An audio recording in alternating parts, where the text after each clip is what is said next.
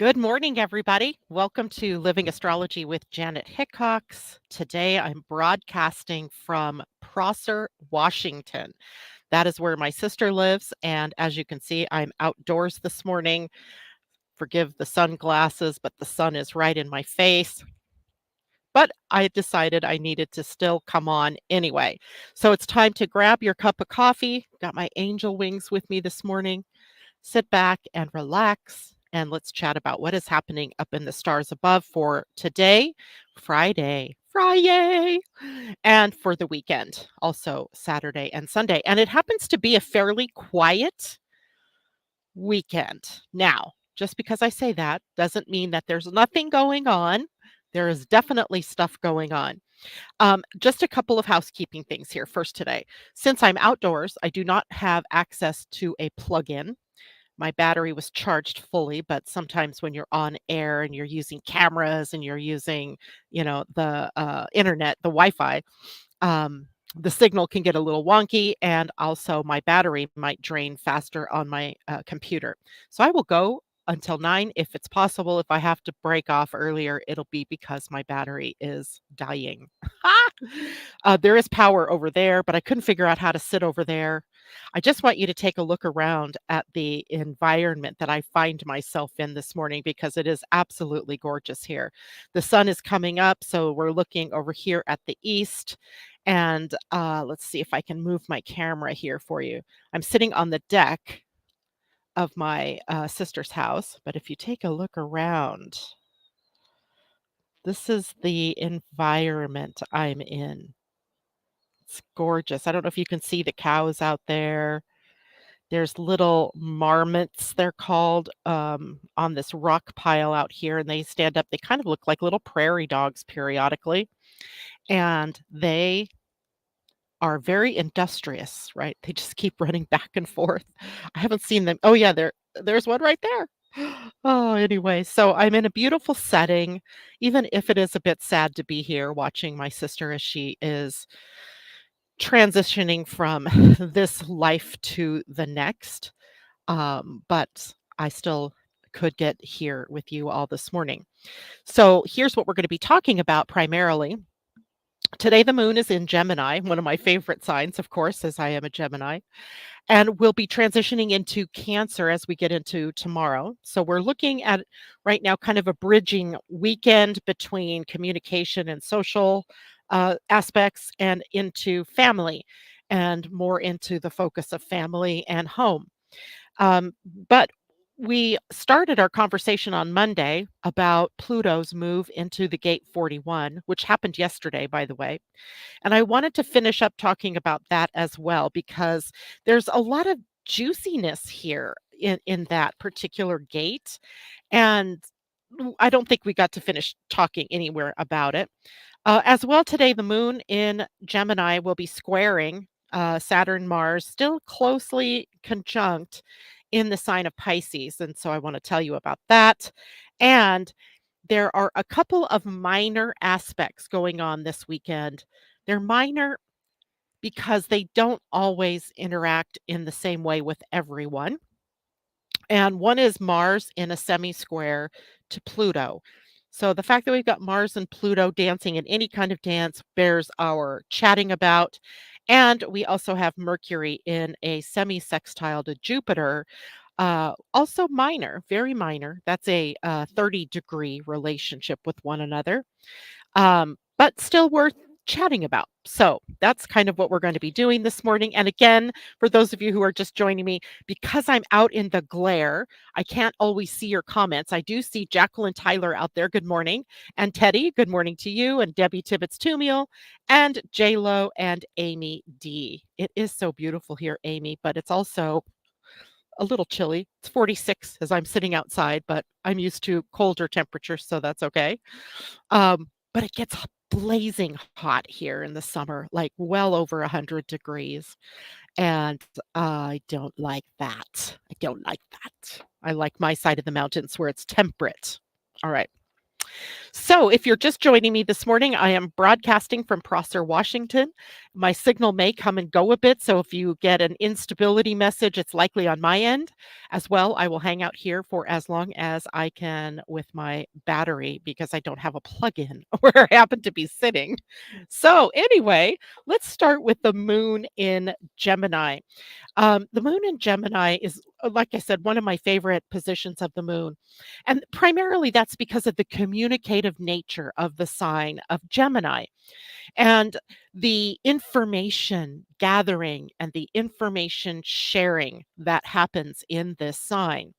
So, is a weekend, or at least today and tomorrow. And actually, the moon moved in there yesterday, a day for chatting, for seeking information, for taking a look at following what I always like to say is following the threads of your curiosity, right? What piques your interest? What makes you want to follow a piece of information? What new information is dropping in for you? Because when the moon is in Gemini, we are always like open circuits, right? There's this openness to new information coming in that we are, activated with. And this is kind of intellectual curiosity, right? It's not as deep as the Sagittarian energy would be, Sagittarius being the opposite sign. It's more on the superficial, like one thing leading to another, your curiosity kind of taking you into new territory. But Gemini is also a social sign. It is one of the signs because of its communication abilities, because of the witty nature of the moon here. There's always the possibility of meeting new people, striking up interesting conversations, and having that social interaction. Remember, Gemini is the sign of networking as well. So we always have the possibility of networking because we're meeting new people. We might be in a social situation. Maybe we're at a convention, maybe we're at a meeting, or maybe we're with other friends and we meet new people. And with Gemini, our curiosity about those people is piqued and we want to find out more. So we go on this process of digging in to the information field. Now, as well, V Gemini is a sign of versatility and adaptability. It's very flexible in its way of interacting with the world. In fact, it's called a mutable sign. And a mutable sign is one that is flexible and adaptable. So we have that going. But then when we think of the moon also holds a certain amount of flexibility and adaptability as it's always on the move, right? It's always changing. And while it's emotional change, intuitive change with the moon, with Gemini, it can tap into that information stream and bring us interesting tidbits of info, right? That we might be emotionally connected to, and we may not be emotionally connected to it either. I mean, Gemini itself is not an emotional sign, but the moon in Gemini can strike up emotions about the things that we're learning about or the things that we're discussing. So you might see, like, I use a lot of hand gestures when I'm talking. I can't help myself. If I hold on to something, then I almost feel like I can't think. Um, Gemini is very activated, right? So talking with hands and so forth and being able to become vibrant. And that's something that we're all, involved with at this moment in time with the moon transiting through here. There is a sort of restlessness that comes with this sign and this moon placement. Restless, maybe bored, out of boredom. So it's maybe a good time to do something to put the emotional energy to work for you.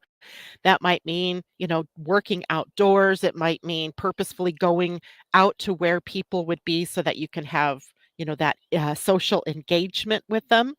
But there's a tendency with the moon in Gemini for us to be more, maybe not as impulsive as if the moon were in Aries, but certainly that restlessness to be pushing us to do things or to be things that maybe we're not ready for yet, right? So we want to watch what the tendency is here to be pushed into places and doing things that aren't ready yet, right? That we're not ready to do yet.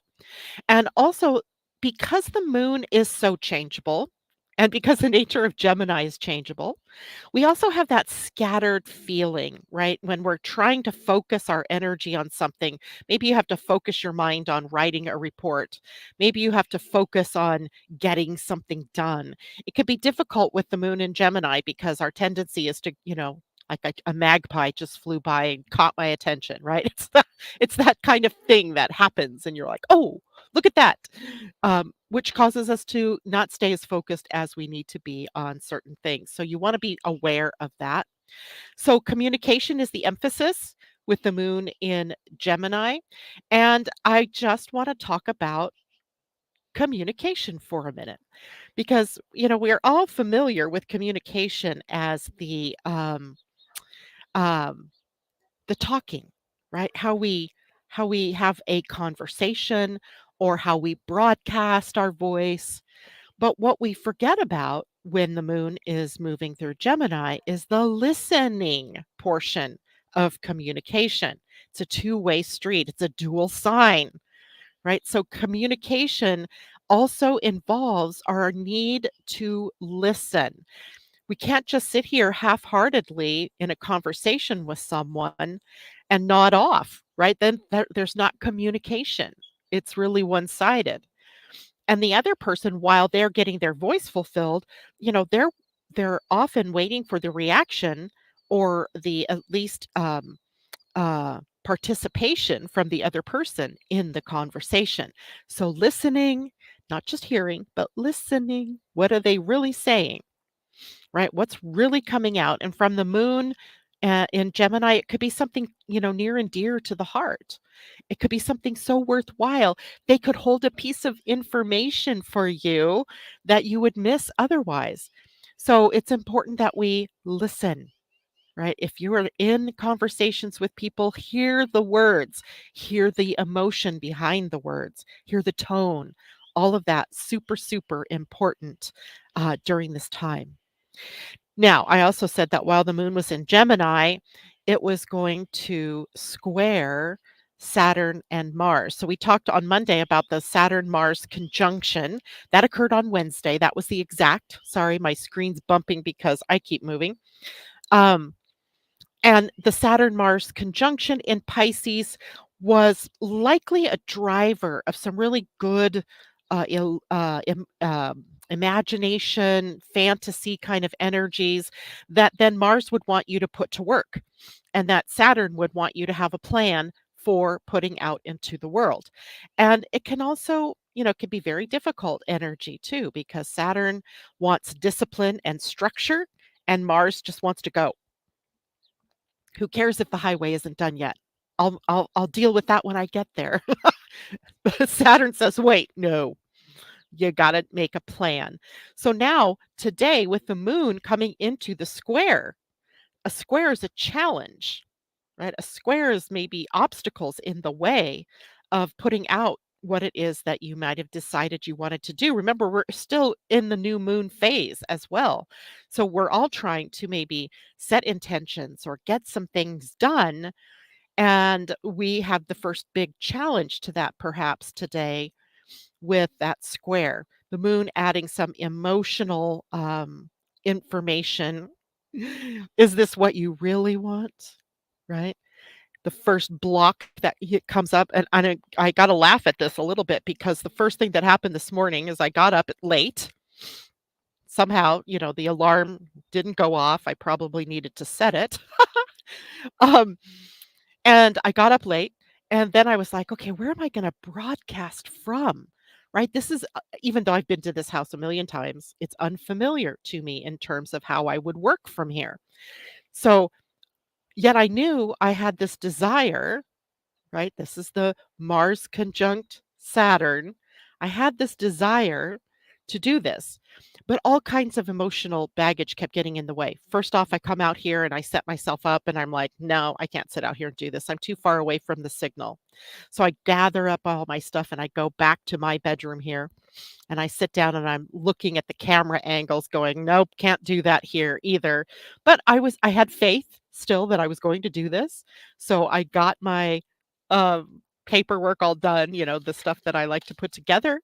And then I went at the last minute at 7:48 my time. So what's that? 10 to 8. So 10 minutes. I decided, nope, I'm going back outside to do my broadcast because that's what I really wanted to do. So here we have the nature of the obstacles, right? That were in my way this morning.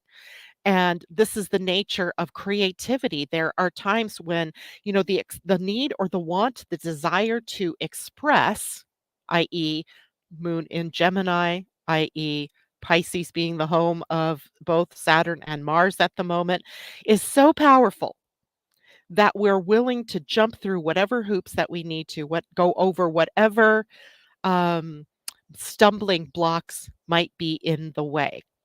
So I encourage you all, find your little corner of the deck with the sun shining on you, irregardless of what your mind thinks about the creative energy of sitting outside to do a broadcast.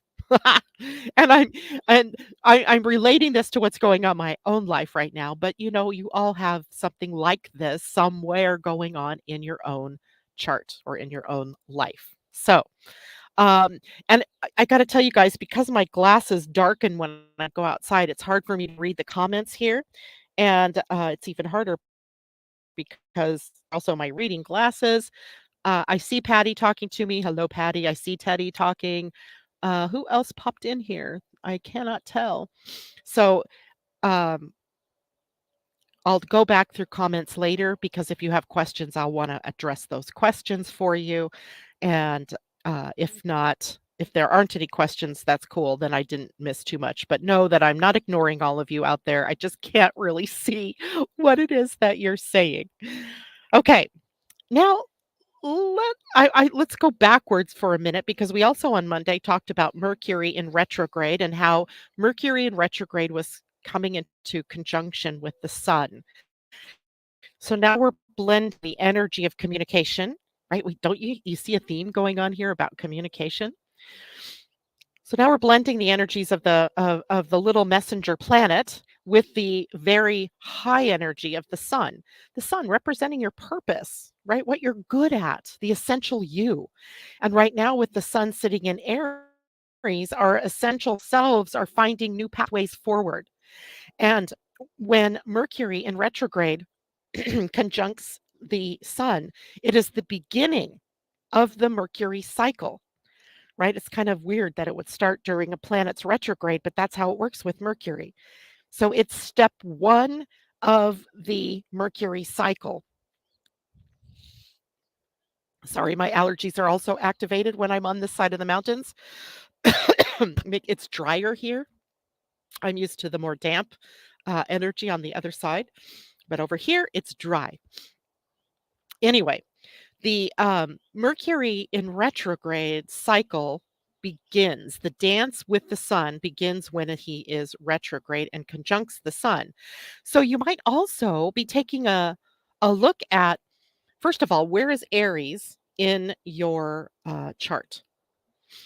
If Aries, for example, in this chart that I'm looking at, because I printed this up before I left home, Mercury is in Aries in the 11th house. The 11th house is the house of wishes and hopes and dreams, humanitarianism.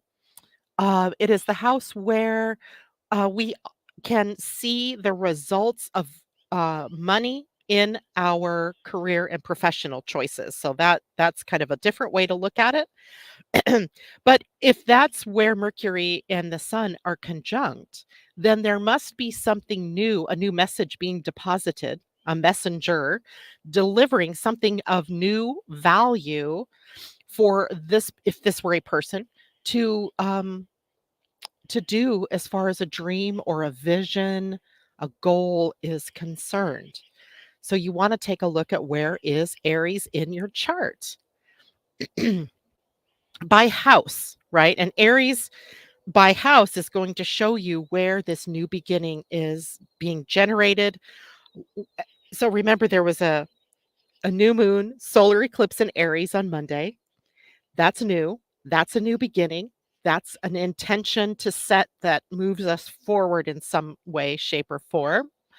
And then we had Saturn conjunct or Mars conjunct Saturn in Pisces, which feeds energy into that new moon around creation, right? Around, looking at the bigger picture of what it is that we want to create in our world, what we want to create in our personal worlds or collectively, and putting it to work, putting it, into practice.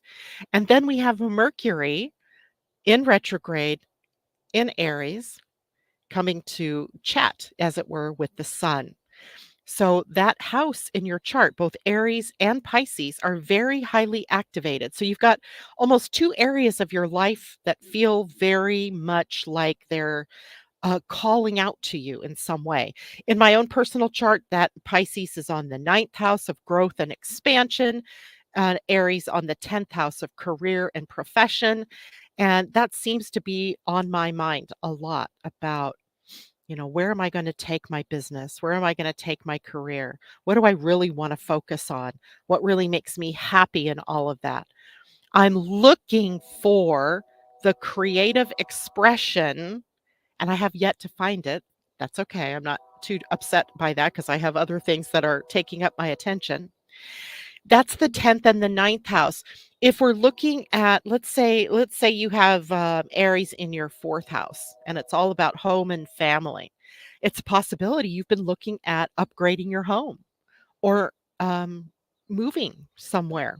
Maybe you need to redecorate or somehow put a new spin on the house that you're in, or maybe you're expanding your family and that type of thing. So Aries there would be all about the home environment. And then if you're looking at Aries energy, one house back, the third house might be where Pisces is in your chart.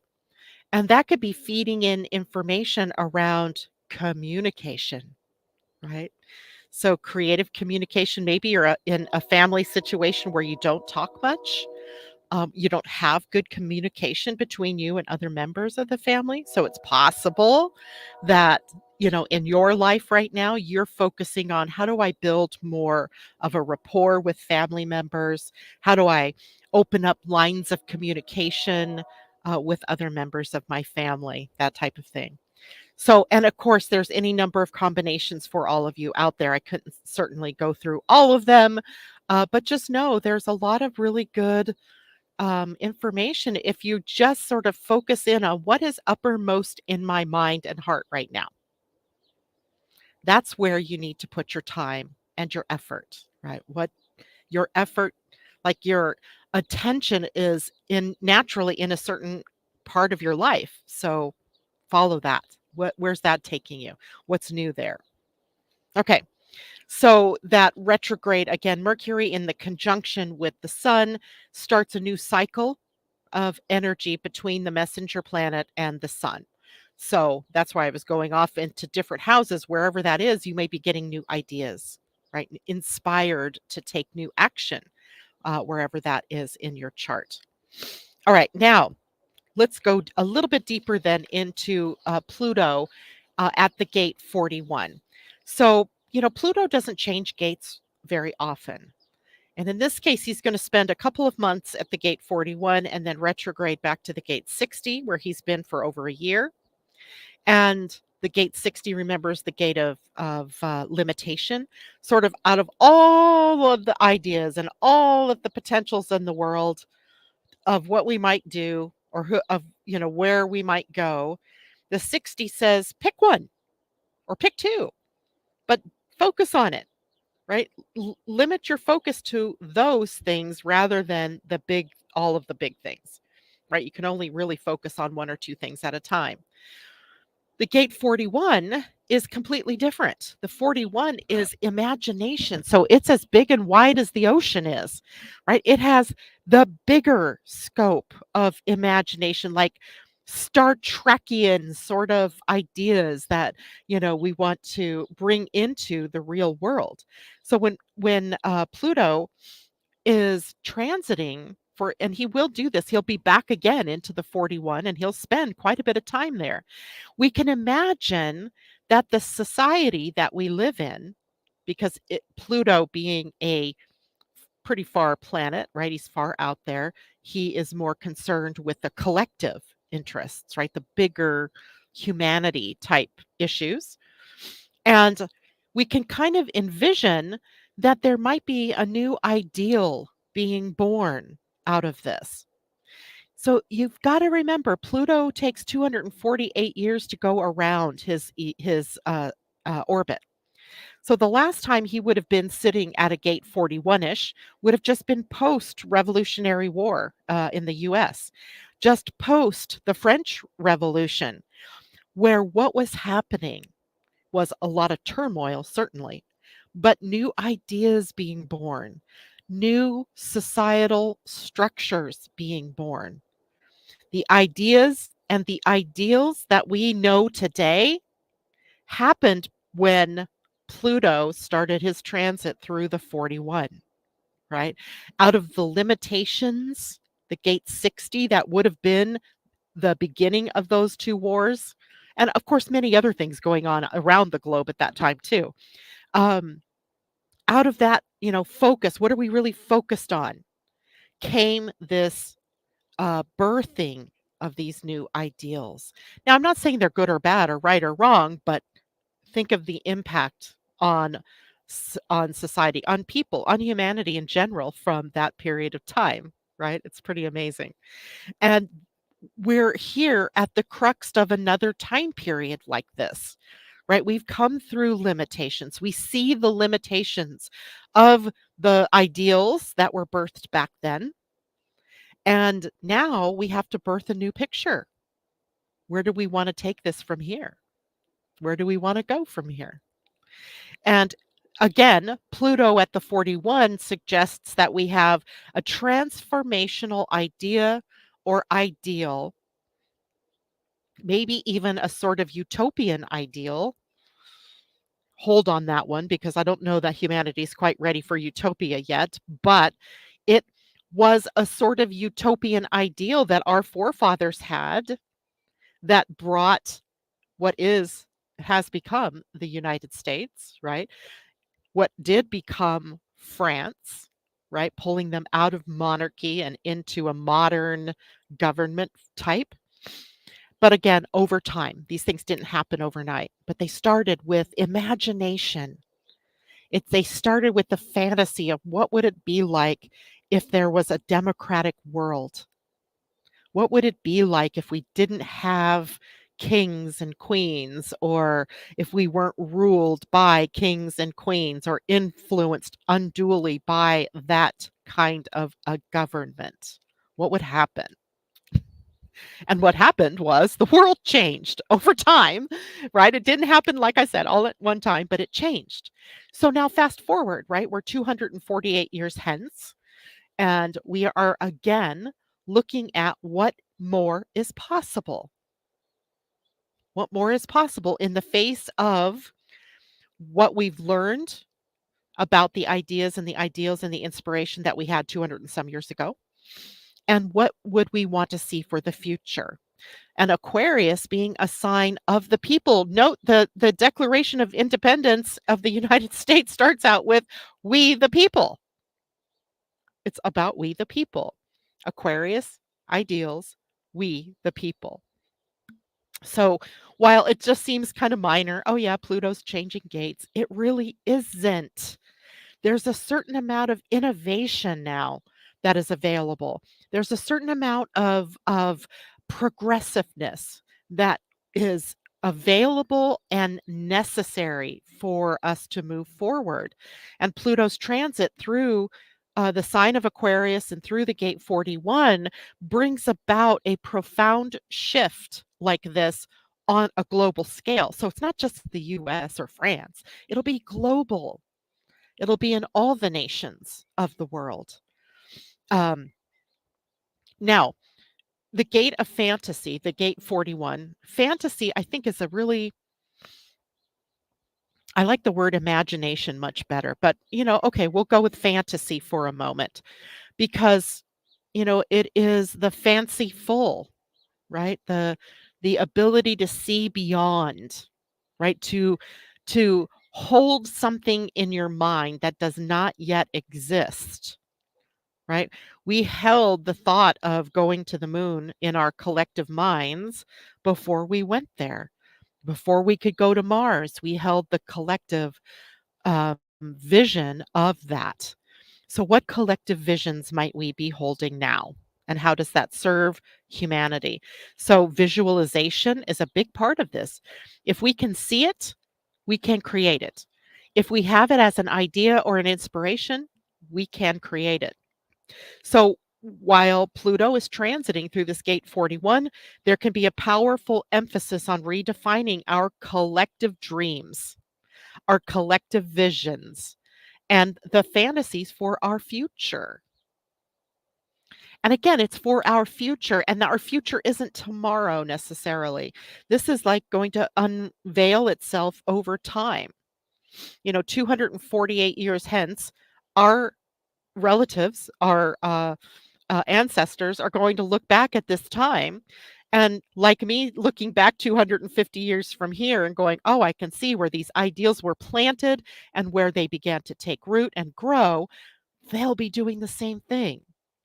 So we are in a very powerful time of seeding the future. And this period of time can also set us up for an intense period of exploring of new ideas, of new technologies, and social paradigms, right? And what does that mean? All people might be compelled to break free from the old, outdated beliefs and the limitations that those beliefs brought about. And as well, we may be more willing to embrace the innovative, the forward moving, the forward thinking approach to life, right? Because the old is fading. We're seeing the ramifications of that old world. We're trying to move forward, but we're still being held back by the outdated past, right? The outdated past. So it's time for us to explore the alternative realities, unconventional solutions, right? Try something different. If you've never tried it before, likely you're going to find purchase with it. It may work when nothing else has. Now, at the same time, Pluto's influence brings about an intensity to this and to depth to that vision. And we may find ourselves, at least initially, especially initially, confronting our deep seated fears, the subconscious patterns of a people, right? Of humanity. And it's interesting to see how this might play out because, in Gene Keys, this is a start codon. Remember, the gene keys are built on human design, and the different gates become gene keys. And the gene keys align themselves in codon rings. And the 41 is a start codon. And a start codon in your DNA tells the body to begin to build something, right? So it is the coming together of the bases, the pairs of proteins and enzymes or whatever they're called that come together to create something new. Build a new cell, right, in your skin or in your body, right? That's a start codon. And the code is written already. So the code is there. So it's not like we are bereft of ideas or possibilities because it's already there in the deep well within us. All we have to do is give it a voice and let it come out, right? So the intensity to this, though, means that we have to confront the things that are holding us back. We have to look it square in the face, right? We have to look at all of our fears and what are our desires, right? And the subconscious patterns that have been hidden from us just beneath the surface, right? This can be a transformative process. Certainly it is with Pluto, and it can lead us to greater self-awareness, empowerment, growth, and evolution as a people, also as an individual. But Pluto works on the bigger level. He works more on that level of the collective consciousness, right? So while there is the potential for you personally to be involved in this because you're a part of the collective, it is really working. It's like I want to call it like trickle down, but not like the economics of the Reagan era, more like these bigger ideas that trickle into humanity as a whole, but then also you as an individual, a part of the whole. Now, on the collective level, this transit can coincide with significant changes in technology, social movements, and cultural norms. So, the things that we take for granted um, as a way of life are upended during this period of time.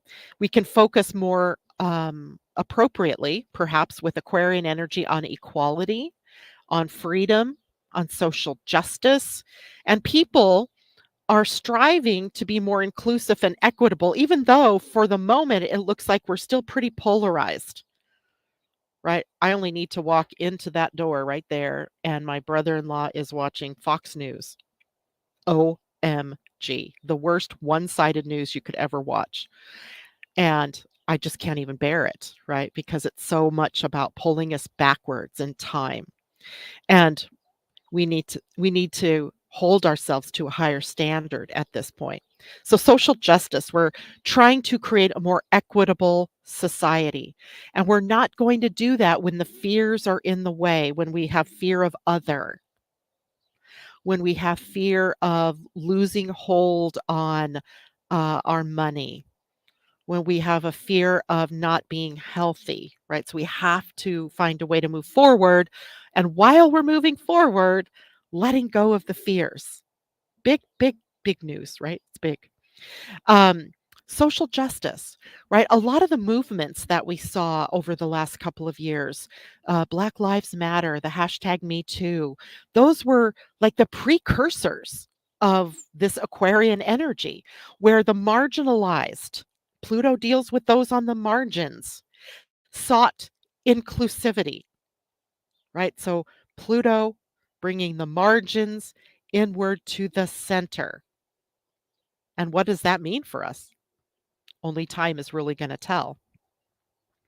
So, it's essential then as we are moving through this time to approach this transit of Pluto through the gate 41 fantasy with awareness, mindfulness, with an openness in our minds and in our hearts to explore what's not been explored, to talk about those things that remain hidden from us. Why are we still dealing with racial inequality? Why are we still dealing with issues around a woman's right to choose for her own body? Wh- On and on, right? Social issues. And this can be potentially disruptive. This I can see, all of these things upending and maybe upending more than once through this time period. But if we embrace the transformative power of Pluto and the visionary energy of Aquarius, wow, we can harness this transit in an opportunity for personal and collective evolution, one that we haven't really had on this planet for a while. We're looking for a more progressive and visionary future, birthing it, and how exciting that we're here as a part of all of that birthing, right? It's pretty spectacular. All right. Again, I am having trouble seeing comments. Good Lord. Okay, I see Chester's mom out there. Good morning. Good morning, Terry. I miss you. Um, Good morning. JLo says, I love having a clean slate moving forward. 43 or 41.3 is her radiance in the second house. Good morning, Christine. Um, you rode your bike to work this morning, Terry? Oh my gosh, wasn't it freezing cold? Interesting. Teddy, Energizer Bunny is watching. Good stuff. All right. I can't see the very bottom ones, but I hope you are all understanding what I'm talking about, and I apologize for the brightness. I can see the reflection of my necklace at myself, it's bright. Any questions about what this might mean for you? I don't even know what time it is here. 8:40, I still have 20 minutes, woohoo! All right, good, because there's a couple of other things that I wanna talk about. One, is Mars coming into a semi-square with Pluto. Hmm. So a semi-square So a square is when planets are in a 90-degree relationship with one another, and it's very much obstacles, challenges. They kind of invite us via the challenge to go beyond the challenge, to grow, to expand, to move beyond. A semi square is the half of that square. So it's 45 degrees between the planets rather than 90. And we call this a minor aspect. But I would suggest that when we're there's a chicken walking across the yard. Um, I would suggest that this is a semi-square between Mars and Pluto, and that it might actually have a little more oomph behind it, especially with Mars coming out of that conjunction with Saturn, Mars in Pisces instigating action on imagination and creativity, maybe even juicing up our intuition somewhat. And with Pluto in Aquarius, the stimulation of new ideas, all the things we just talked about Pluto. Mars bringing a catalyzing energy to it. And what does a catalyst do? It starts the fire, right? It lights the match. It lights the fuse of what will be some changes. So when we look at Pluto in Aquarius, wherever Aquarius is in your chart is where there's this transformation happening. And where Mars is happening in your chart, which is Pisces, is where this imagination is taking hold. Maybe this little seed of an idea, right? I have a seed of an idea. I'm not sure I have the courage yet to take action on it, but I have the seed of an idea. And it is progressive, right? It's Aquarian. And what steps might I need to take in order to do it? What's holding me back personally from it? Right? What is holding me back from it? And all of you can look at that same thing. It doesn't matter where it is. I mean, it does matter where it is, but I mean, you don't have to go looking for it at this moment in time because we've already talked about look at Pisces in your chart, look at Aries in your chart, and now look at Aquarius in your chart. These, three signs are holding some key information about your future. And where do you want to go? What do you want to do? Okay. But the semi square or half the square makes it a little bit tricky because the challenges aren't so obvious, right? With a square, it's right in your face, like you tripped over it. But with a semi square, you're not quite so sure. Is it there? Is there a challenge here? Is there a block in my path or not? I'm not sure. So it is more hidden from us. We have to go a little bit deeper. We might need to delve into what it is our real fear is, or what it is that is holding us back in order to move through it, to move beyond it. All right. So that's the semi square, but it's huge. It has huge implications in its littleness, right? I don't think any astrologer would come on air and say, oh, what about that Mars semi square Pluto and its big impact on your life? Because it's more subtle and it's not always visible, right? Again, it's like the fear in the dark that we have, right? There's nothing known. There's nothing really there that I can say is my challenge, but there's something that's holding me back. And this is our opportunity to deal with that. Now, the next piece that this weekend holds is Mercury in a semi-sextile to Jupiter.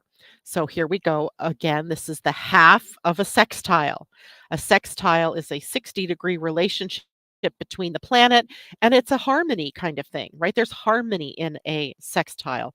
It means that the two planets involved and the two signs that they're in have harmony. They have flow. They understand one another. They may not work the same way, but that's okay. They understand. When we have a semi-sextile, now we're cutting that sextile in half. So 60 degree sextile becomes a 30-degree semi-sextile. And a semi-sextile means then that the planets are in signs that are right next to one another, right? So we have Mercury in retrograde in Aries and Jupiter in Taurus. Those are neighboring signs. Neighboring signs aren't necessarily talking the same language, right? Aries is not talking the same language as Taurus.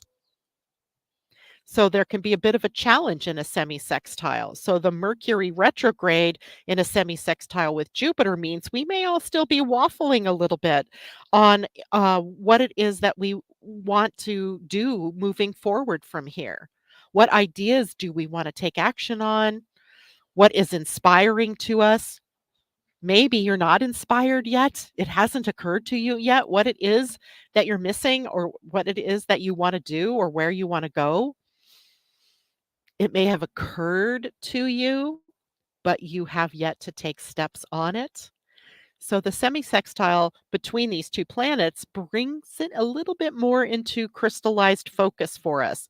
We're waffling, right? I'm waffling. I'm waffling. I've got other things that are in the way at the moment.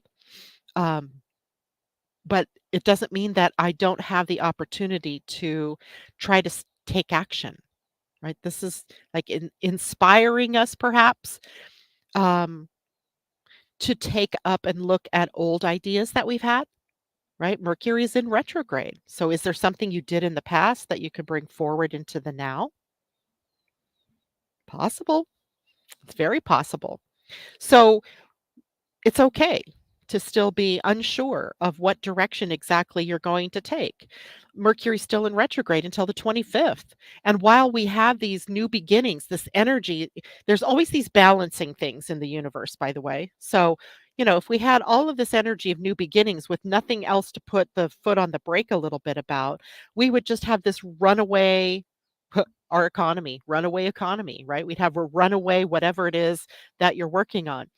So when we have challenges like Mercury in a semi-sextile or Mars in a semi-sextile to Pluto, it does offer us up a little bit more slow path to getting to where we want to go so that we really have time to bring consciousness and awareness to what we're doing. Otherwise, it's all impulse, right? It's all action. And then what are we constantly doing? Leaping into things and then leaping back out of things, going, oh no, that didn't work. I better go in a different direction. We never really take the time to integrate what it is the experiences are telling us about us. So sometimes we have these foot on the brake, foot on the gas kind of feelings. And this is one of those times where we have this new energy that's just flooded into the planet via a solar eclipse, via Mercury conjunct the sun. And yet we still have Mercury in retrograde. He's still in retrograde, irregardless of the fact that he just came to his new beginning. He's still in retrograde. So we're still considering, we're still reevaluating. We're still taking that moment, that breath to determine, well, what are my next steps? Is this the right way? So, value that for yourself. You don't have to jump today just because we walked through the new moon window. You don't have to jump today just because we walked through the Mercury new cycle window, the Mercury new moon cycle. So slow it down a little bit. Focus in. Pay attention to the thoughts that are coming back at you from the past. Are there things that you didn't complete? Are there things that you didn't, flesh out fully, that something in your life got in the way? Because the opportunity is during Mercury retrograde, especially to bring those things back, to breathe new life into them. Right? So there's that. And of course, in closing here today, we are readying ourselves for the Jupiter Uranus conjunction that'll occur on April 20th. So I believe that's just next week. And that conjunction will happen at 20 point something, 21 something degrees of Taurus. And it's sort of epic coming together. While Uranus and Jupiter meet every 13 to 14 years in a conjunction. Um, they don't always meet in Taurus. It's been a longer period of time, I think all the way back to the 1940s, the early 40s, when these two came into conjunction. So we have this principle of growth and expansion in Jupiter, seeing the bigger picture, walking the higher road, being more progressive. Actually, Jupiter can be very progressive. And it meeting up with the energy of Uranus, which is revolutionary, a bit of a rebel, new. So we have new in a sign that likes to stay, is comfortable in its place. So it's an interesting dynamic. Now, these two have been in orb of one another since I believe December. So it's not like the day of the conjunction is all boom and all of that. It's been already occurring to us that these two planets coming together are representing something major, right? Something major. I mean, Jupiter won't conjunct Uranus again for another 12 and a half to 13 years. So it is sort of momentous in the scope of our lifetime. It's a momentous coming together. Next time they meet will be in Gemini, not Taurus, right? So it's big deal. So when we're talking Taurus, we're looking at safety and security and stability. And we're looking at the land, agriculture, how we grow our food, how we manage our livestock, right? Look, I think you could probably see there's a whole herd of them right out here, right? They're just doing their thing, just being cows, right? They're just wonderful to watch out there and how they talk to one another. So everything to do with the land and the earth is of Taurus qualities. So we might have the possibility of nation lines being redrawn, right? That's a big deal. Um, when we look at some of the things going on, there was a movement in Texas to secede from the US. That is Civil War kind of talk, but it is also right in keeping with Jupiter and Uranus coming together, redrawing the lines, right? Redrawing the land. It could be the changing of our relationship with the land and how we farm, how we treat agriculture, how we treat animals. So much potential here, about where do we go from here, and it relates to the earth. And that conjunction, of course, is just a moment in time, but it has been playing out over the course of time and will still be playing out even after Jupiter passes Uranus and in May moves into Gemini, right? It really won't close this phase between them until we get into Jupiter in Gemini in May. So now, as for you personally, where is this happening? Find Taurus in your chart. In my personal chart, Taurus is in the 11th house. So my new would be about how I deal with people, humanitarianism, what new vision or dream or hope or goals do I have? For you, it might be the first house. Maybe it's a whole new you that's being birthed here, right? You becoming the rebel, embodying the energy of the rebel, going out and doing what you love, doing what you want, rather than holding yourself back. So there's a lot of potential caught up here in good stuff. We'll talk more about it next week. Um, I'm not sure Monday if I will still be here in Prosser or if I'll be back home. But now that I know I can come outside and do my show, I might not be so hesitant to come on air, even if I'm still here. Questions. Excuse me. Let me see if I can read these. Jolie, good morning to you. She has it in the 11th, or JLo has it in the 11th. Awesome.